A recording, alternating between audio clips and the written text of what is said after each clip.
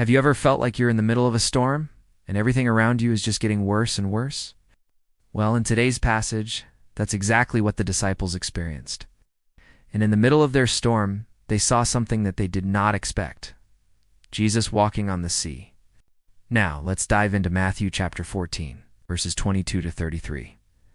After sending the crowd away, Jesus immediately got into the boat with his disciples and went to be with them. And when he was there, a fierce storm came up on the lake, so that the boat was being swamped, and the men were afraid. But he who was in the boat with them said to them, "Do not be afraid, for I am here." And immediately the wind died down, and the waters were hushed. Then they were afraid and said, "Who really are you?" And Jesus said to them, "I am Jesus, the Christ, the Son of the living God."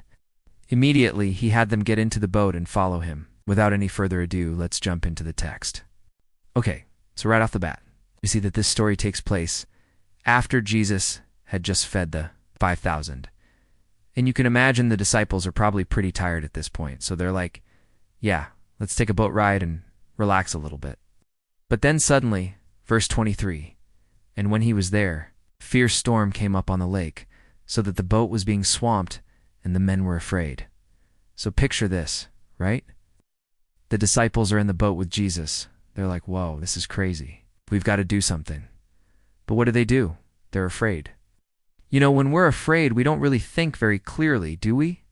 Our first instinct is usually to try to fix the problem or to escape the problem.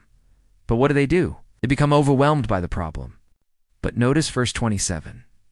But he who was in the boat with them said to them, "Do not be afraid, for I am here." Now, who is this person in the boat with them? It's Jesus. And what does he say to them? "Do not be afraid, for I am here." You see, in the midst of their fear, Jesus doesn't rebuke them. He doesn't say, "Hey, why are you guys freaking out? I'm here. That's all that matters." No, he says, "Do not be afraid." Why? Because sometimes we need to hear that message. We need someone to tell us, "Hey, it's okay. I'm here." And then what happens? Immediately the wind died down and the waters were hushed. So immediately, as soon as Jesus speaks, the storm stops. You see, Jesus has power over the storm. He has power over our fears. And if we put our faith in him, he will help us through our storms. But notice what happens next. In verse 29, Peter says, "Lord, if it is really you, command me, and I will come to you walking on the water." So Peter wants to walk on water. You know, Peter was a man of action. He was impulsive. Sometimes that was good, like when he walked on water. But other times it wasn't so good, like when he denied Jesus 3 times. And so Peter begins to walk on the water toward Jesus. But then he sees the wind and the waves, and he becomes afraid, and he begins to sink. And what does Jesus do?